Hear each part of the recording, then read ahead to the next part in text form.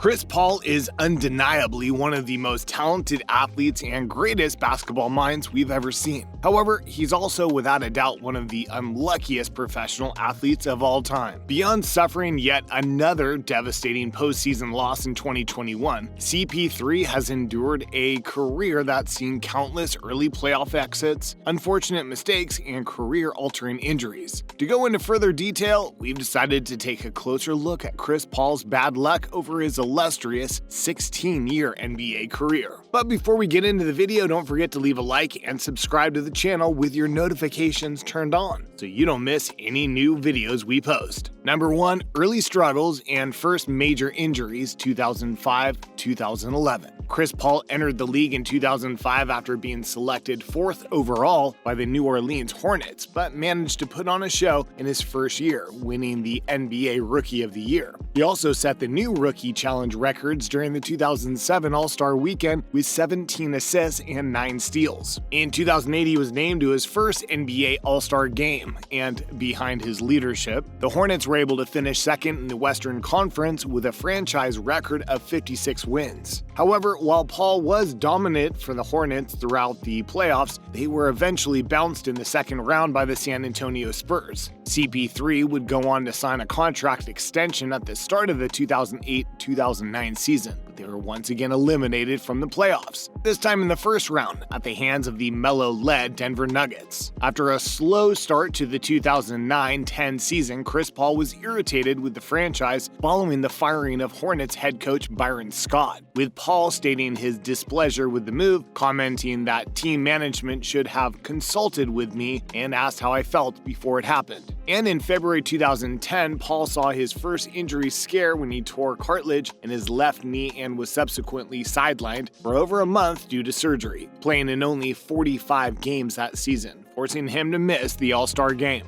The Hornets also missed the playoffs. The following season, Paul had another major injury scare when, in March 2011, he suffered a concussion after colliding with Cavs guard Ramon Sessions and was carried off the court on a stretcher. Luckily, Chris Paul returned only a few games later, and the team went on to return to the playoffs, where they were eventually eliminated by the Lakers in the first round. Next, the Knicks-Lakers trade. After being eliminated in the first round of the playoffs in 2009 and 2011, ownership feared that Paul would leave the franchise via free agency. New Orleans began actively pursuing a trade that would provide the team equitable compensation in return for his services. On December 8, 2011, Chris Paul was part of a 3-team trade that was going to send him to the LA to team up with Kobe Bryant and the Lakers, where he likely would have won multiple championships. But the trade was eventually vetoed by the NBA commissioner David Stern, claiming that New Orleans would be better off keeping Paul. The teams involved in the trade attempted to lobby the league to reverse its ruling and reconstruct the deal, to no avail. On December 12th, the Hornets agreed to send CP3 to the Lakers' crosstown rivals, the Los Angeles Clippers, but the deal broke down after the NBA added additional demands to the original terms. 2 days later, the teams finally made the trade, sending Paul and 2 future second-round picks to the Clippers in exchange for Eric Gordon, Chris Kama, Al-Farouq Aminu, and a future first-round pick. And then came the Lob City Era. When Chris Paul arrived in LA, the Clippers were one of the worst teams in NBA history, so the arrival of CP3 in La La Land was more than welcome, with teammate Blake Griffin later commenting, "It put us on the map."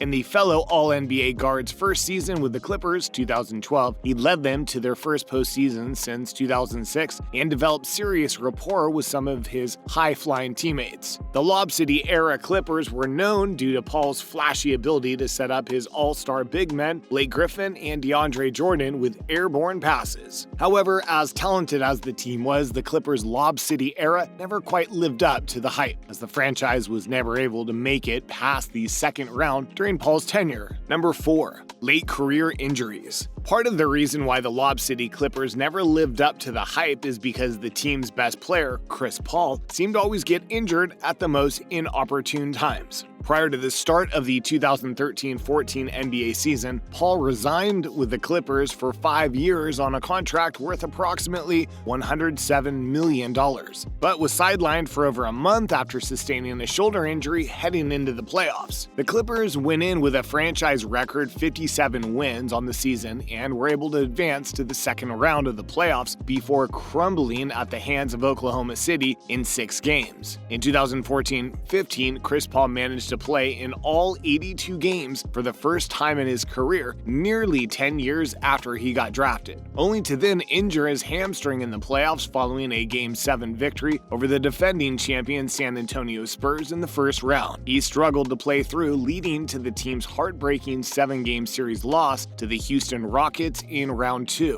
And in 2016, Chris Paul broke his hand in the first-round series against the Portland Trail Blazers, causing the Clippers to lose in 6 games. Then, after being traded to the Rockets in 2017, pairing up with NBA superstar James Harden and cruising to a 65-win regular season, and passed the first 2 rounds of the playoffs. Chris Paul had finally reached his first Western Conference Finals in his 12-year NBA career against the defending champion Golden State Warriors. But with the series tied 2-2, Paul injured his hamstring in the final seconds of Game 5, and Houston would go on to lose in Game 7, removing Paul's best chances of winning an NBA championship. That summer, he signed a massive 4-year, $160 million extension to stay with the Rockets. But then on December 20th, he suffered yet another hamstring injury, left hamstring strain, causing him to miss the next 17 games. On the one hand, injuries are just part of the game, especially so for physical 6-foot point guards like Paul, who battle much larger players all season and hit the ground constantly. On the other hand, Chris Paul's injuries have always seemed to come at the unluckiest times possible, especially since he's typically been healthy during the regular season. Next up, Chris Paul tests positive for COVID-19. Following Chris Paul's short but reasonably successful stint in Oklahoma City, CP3 took his talents to the desert and added some much-needed leadership to an already talented roster. Chris Paul had one of his best years, earning his 11th All-Star nod and eclipsing Magic Johnson for 5th all-time on the NBA's career assist list. After defeating the Los Angeles Lakers in the first round in just 6 games, and then the Denver Nuggets in the second round also in 6 games, the Suns were 8-2 in the 2021 NBA playoffs, leading up to the Western Conference Finals. However, as if Paul's shoulder injury he suffered in Game 1 against the Lakers wasn't enough, he now has to deal with COVID-19. Via Shams Charania of The Athletic, Chris Paul was forced to enter the NBA's health and safety protocol and was subsequently sidelined for 8 days after testing positive for COVID-19, despite being vaccinated.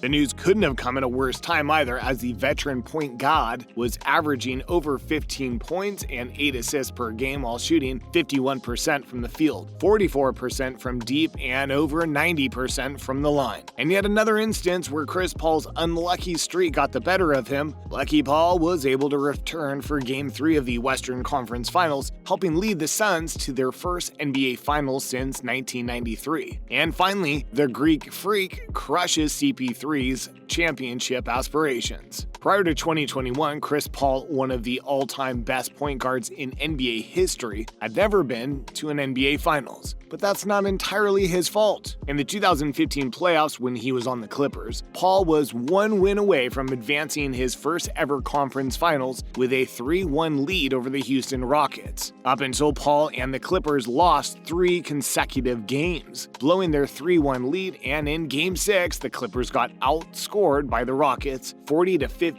in the fourth quarter alone, losing the game 119-107 after taking a 92-79 lead going into the final period of play. Paul's bad luck has followed him throughout his career, but Suns fans were hopeful that the streak may end with Phoenix reaching their first NBA Finals since '93. Unfortunately, Chris Paul and the Suns were faced with their toughest challenge yet, Giannis Antetokounmpo. While much of Chris Paul's prior instances can be chalked up to poor team play, questionable decision-making, or simply just bad luck, in 2021, Chris Paul was in the best position to win his first ever NBA championship for a team and city that was ready to rally behind him. when he was met with potentially the only other player in the league who's more deserving and more eager to win, the Greek Freak. Giannis has been the true class of the league for several years now, and with the Bucks' recent history of playoff success, it was only a matter of time before Milwaukee experienced its first NBA championships since 1971.